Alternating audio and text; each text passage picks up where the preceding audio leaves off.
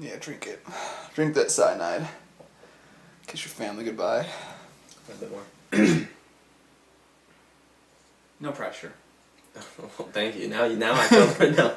I'm just making sure I'm not going to burp or anything. That's what I'm trying to.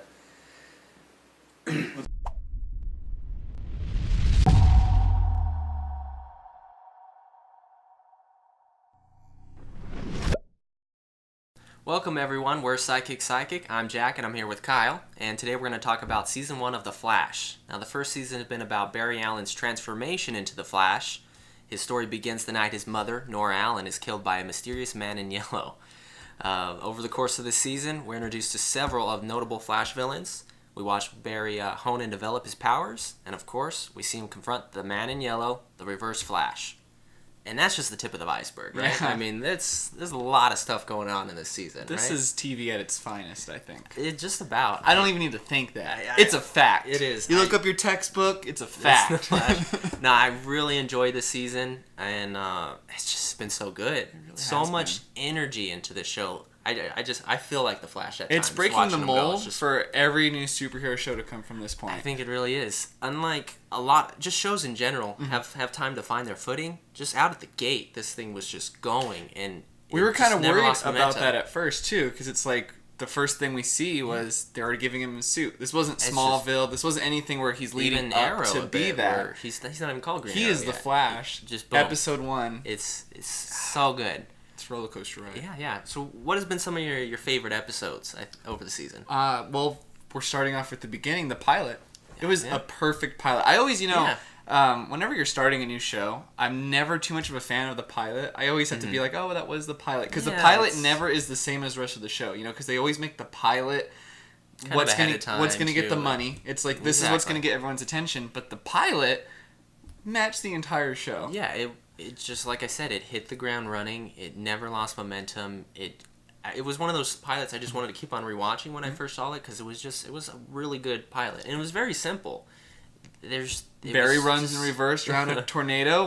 It's a very iconic Flash thing. And it was a very simple episode that just really worked, established the universe, established the characters.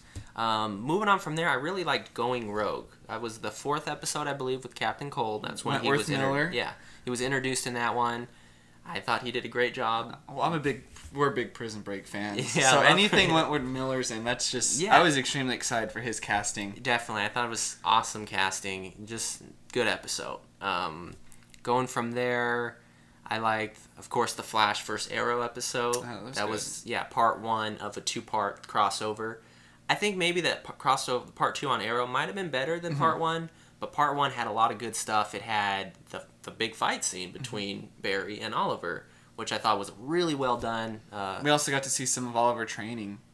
Training Barry. Because, of course, he's been doing it a lot longer. And he's more lighthearted towards it, too. He's very naive to the idea that he has these powers. When you have Oliver, who's like, And Oliver kind of shows him up a little bit, even though Barry obviously has the larger gift. You know? But, so I thought it was a good one. Grodd. Grodd lives. Mm-hmm. I just keep thinking, what a time to be a comic book fan, where we get to have, it's not even a feature film, it's a TV show, we get to have Grodd on the big screen. I thought Grodd looked amazing. He really did. I was very... He's so good. So it's like, we got Captain Cold, we got Grodd, and we're saying all this. It's like, this is still season one. It's season 1. I like how they teased Grodd throughout the whole season, and that episode was so tense, and so he was kind of terrifying in that episode. He was a force of nature. Not even that. Like, the most terrifying thing was how the characters were terrified. Like, Joe. That was... Oh, man, I love Joe so much. You felt it. He's one of the characters that really... he's such a humanistic person in the show. Like, he really he can be. He's really strong. He's really strong at times, but then he's not stereotyped as just the strong character or just the detective. When there's a giant gorilla in front of you, you're gonna freak the heck out, and that's what. So good. So good. Another one, Out of Time. I thought that's where the Weather Wizard. Well, the real Weather Wizard, his brother, kind of. Yeah, they made that a little confusing, but that's when he comes back into town looking for revenge on Joe. And I thought he was a pretty intimidating villain. And, of course, the episode ends with Barry going back in time, which was just, like, that's so awesome. Not just that. It's kind of like, it's half like a sucker punch to the audience and half of just like... Because that's the one where a lot of stuff Reverse happens. Flash kills Cisco. Yeah, he kills Cisco. It was a very important episode to the rest of the season too. That definitely didn't happen in the timeline. Barry also showing Iris, which of course kind of happens later. In and the it's like season you're just too, like your hands are like glued to your head the whole time. And then he goes back in time, and it never happened. But at the same time, it's still so important. It's not so much a retcon. It's not so much. It's like, oh well, f you, haha. That's what we did. Because all that information carries over, but it was still safe. Oh, it was so good. It was a good one, yeah. And then of course you can't forget about the Fast Enough, the season finale. Mm-hmm. Very dramatic, emotional, and ambitious episode. And we'll talk more about that at the end, but I just want to note that here, too. Those are the best Well, those are our favorite. Those are some of the... I mean, there's so many good ones. Like the whole season alone. I could talk about the Trickster episode. I think that was another really good one. The mid-season premiere, the Man in the Yellow Suit. There's a lot of good episodes here. Those are some of the standout That's ones, in the top 3. The Man in the Yellow Suit. That's a good one, too. My heart was racing like a mother. Yeah, that's good. And mentioning with the characters about Joe, like I said, he's been such a good character throughout. And also Henry Allen, Barry's father, played by the original Flash in this is 1991 TV show. Was it John Wesley Shipp, I believe? Great to see. What an enduring man that is. Yeah, he had such a great presence on the show. We only saw him for maybe 6 or 7. But episodes. I remember every one of his scenes. They were always so great. Yeah, him and Barry. It was always so emotional seeing them together, and that was. I want him out. He needs to get out of prison like ASAP. I felt so bad for him because of course we know he didn't kill Nora Allen. Yeah. And with him too, you get the Easter egg episode. Not Easter egg, but just a look back at because they have the Trickster episode where they have Mark Hamill, and he is reprising his role from that Flash back in the 1980s or what you said. I think it was 91. 91. Okay, that's when it was. So pretty. Yeah, no, and the Flash, it did a lot of references to the comic books, things like that. Going back to the first episode with the newspaper in the future, showing Flash missing in a crisis, mentioning Red Skies. It's very Crisis on Infinite Earths where Barry was killed. Also, I think that newspaper had a Wayne Enterprise kind of name drop in it. Wayne Enterprise merger. Wasn't a merger? Yeah, with merger with Queen Industries or whatever. Yeah, so. That's a lot, just awesome fan service right there, and especially with the Trickster episode. Also, we had moments. They mentioned Ferris Air, and that's like the second episode or something like that. Throughout the season, you kept on seeing. They always go to Ferris They talked Air. About it. A lot of references to that. They're able to go to Ferris Air to like practice his abilities. Yeah, I remember. Yeah, because it's been shut down since a test pilot went missing. And those are the exact words from there. That's what they use. We all know who they're talking about. Yeah. Hal Jordan. And of course, with everything with how Arrow season 3 ended, I hope that means they're building something with Hal Jordan because there's been a lot of interesting mentions of him. And then we also had the episode where where Gideon almost says the Justice League. It's founding member of, and then it's like it just cuts off or something. And everyone knows what that means. Of course. So of course they can't say Justice League. But the writers of the show are having a field day with the ability to finally get to just have an open universe. Yeah, and they I think they really want the fans to be happy, and they do lots of little nods like that. Also, character-wise, I think we gotta mention Grant Gustin as Barry the Flash. He's really anchored the show, and he's took on the role of Barry Allen, and I can't imagine anyone doing a better job as he's done. I was saying every single character he interacts with is always so good. Like we said with him and his father, Henry Allen, his adopted father, Joe West. Those are always so emotional, great scenes. Him with Harrison Wells, there's always that great mentoring ship there. Him with everyone else, Cisco, Caitlin, everyone he interacts with. He's a jack of all trades. It's not the same interaction. Yeah, I thought he's done terrific. And I think a lot of people were worried about him being the Flash. They just knew him from like Glee. You were saying too in the a while back that there's somewhat of a backlash when he was announced to be the Flash. Not too much, but there was a lot of kind of skepticism saying that, like, can this guy carry his own show? And he's obviously can't. He's shown it. He's definitely delivered on that without a doubt. Yeah. Great job. Great job. Yeah. And well, see, so that's who you say is, for me though. I can't say his last name for the life of me, but Tom, or rather just Wells. Oh, Dr. Wells, yeah. Dr. Wells. In my opinion, that is the pinnacle of the best character on the show, in my opinion. He's done a great job with his role. The season finale, I was more upset because I was scared that he wasn't going to be in the show anymore, and I guess he's going to come back as a regular, they said. Yeah, I think they mentioned that they're trying to get him back or something. Sign me up for some more. Yeah, he's of course had but he was such an intimidating person. Yeah. Literally. At the same time, a mentor and someone, a father figure, and he had a lot of roles to play with that. They really red herringed us with the, with having Eddie being a Thawne, so we're already assuming maybe Eddie's going to become Reverse Flash. Then, of course, he's in a wheelchair. No one's going to suspect the guy in the wheelchair. But, of course, the first episode, I think he already stands up, right? But there's still, the whole season, we're wondering, what's going on? Is he the Reverse Flash? Is he not? And when it finds out, it's such a haunting... Like, you're even still kind of confused because you're they lead him up to be like, just like, you're like, oh, he's such a great guy. Mm-hmm. And then such a haunting idea that this is the man that murdered your mother that you're trying to catch. And he's sitting there as a mentor, a close mentor. Exactly, yeah. And doing Reverse Flash in the first season, too. Once again, there's no brakes on this train. No. Well, the villains overall, I think, were really, really great. Like we mentioned, Captain Cold. They did a lot of the rogues. Heat Wave. We got the Prison Break bros back. Yeah, that was awesome. Golden Glider. Who else they do? The Bug-Eyed Bandit. Pied Piper. Pied Piper, yeah. Like we said, Trickster. We were almost concerned for a little bit that it was going to be like Smallville, where you had the villain of the week. Yeah, very. And while we still got that, we got actual people from the comics. Yeah, like a lot of. I mean, Plastique was on the Multiplex. show too, no, it wasn't Multiplex. What was it? Or the Everyman. That was great too. Yeah, Everyman. Peekaboo. Who else? I love that General Eiling was a part of the show. I look forward to seeing more of him. There's just a lot of good villains. The list goes on for one season. Yeah, one season we have all these great villains who all had their really good moments, I feel like. Some of them might have been a little underdeveloped, underutilized at times, but most of them are still out there, so we can continue to grow them, especially with the rogues. They made a very conscious effort to... We had several notable rogue episodes. They made a very conscious effort to build the rogues and that whole... moral and how they stand with the Flash. Cause we got the code. Exactly. Already established in season 1. Just you guys get a little bit of rain, just basically definitely don't kill anyone. Yeah, I mean he's got a very unique relationship with a lot of his villains, and that's what separates, I feel, the Flash from a lot of other characters. You can't see that happening with Batman at all. Yeah. So yeah, really, really good stuff. Is there anything we think the show could have improved on? No.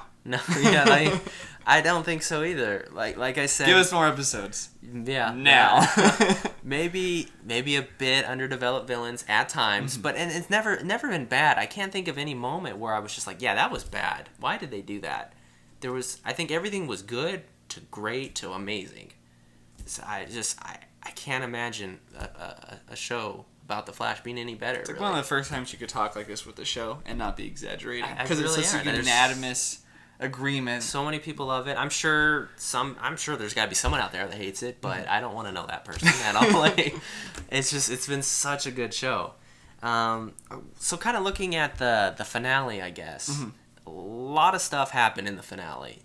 A lot of stuff. A lot of references, Easter eggs, kind of. We got the Jay Garrick helmet flying through, and then of course we have Wells. That's my cue to leave. Yeah, that was a great scene. I'm assuming it's not going to be the Flash of old. It's going to be Earth 2? Kind of an Earth 2, alternate dimension take on him. If they do anything more with him, which I hope they do.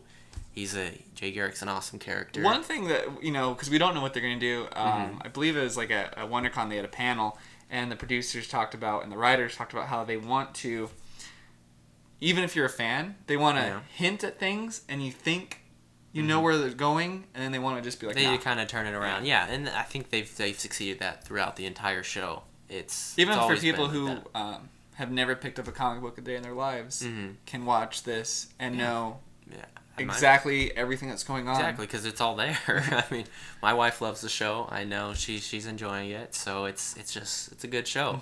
Also with the finale, I mean, I cried a bit with the Nora Allen scene where Barry comes. He kind of has to relive his mother dying again, and for me, it was just when he has to close the door. Close the door, yeah. It's future like Barry kind of. And then when he has to he closes the door. For me, that was the most heartbreaking part. And then he comes out, talks to his mother for a bit. I mean, at least he kind of had that moment, and she got to see what he becomes. Mm-hmm. I'm sure she was pretty kind of confused, but it just, it was very emotional. It's those moments that the show, like, for me, that I go back to with his dad. Yeah. And his real dad, right? His real dad, Henry. And that talk they're having in prison, where, they never mention that he is the Flash. It's like, if the Flash was my son, I'd tell him that I'm so proud. Oh, it's such a good scene. Like I said, every scene with him and Barry were always like that. They were all... They even had a moment in the finale where he was like, "Yeah, don't do it." It almost feels like it's not anywhere artificial. It's like these characters actually... It's almost like we're not watching a show at times. You really feel it. They all have such great chemistry together. And we also got a lot of other moments about Killer Frost.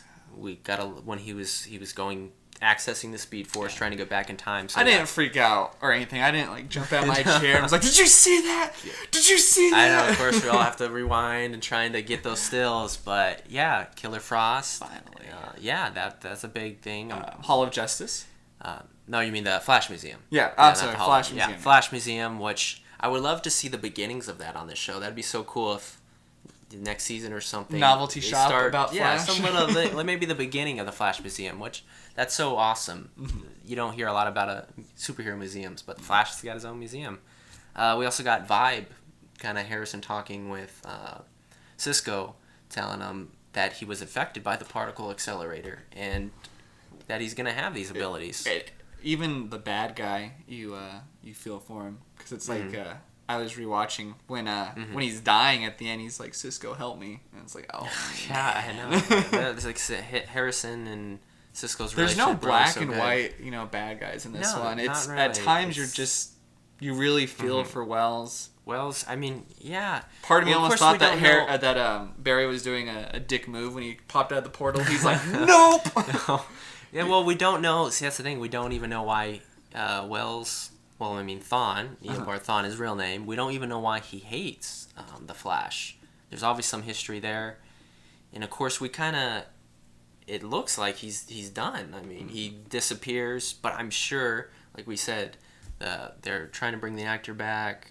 I don't think this is the end of the Reverse Flash. Our speculation, we said, was that that black hole that's sucking up this universe is correcting everything. Mm-hmm. And so possibly Barry's going to stop the black hole and create this universe now exists outside of both universes as a paradox. It's a paradox, and maybe that's going to allow the Reverse Flash to be a living paradox, kind of. Which he is out of time. In the comics. Exactly. He's a paradox. I could see them doing something like that. And that means that Wells, the real Wells, never died. So we can have him as a recurring character as an actual mentor that doesn't want to murder Barry in his sleep. I know, the black hole, there's so many what-ifs to that.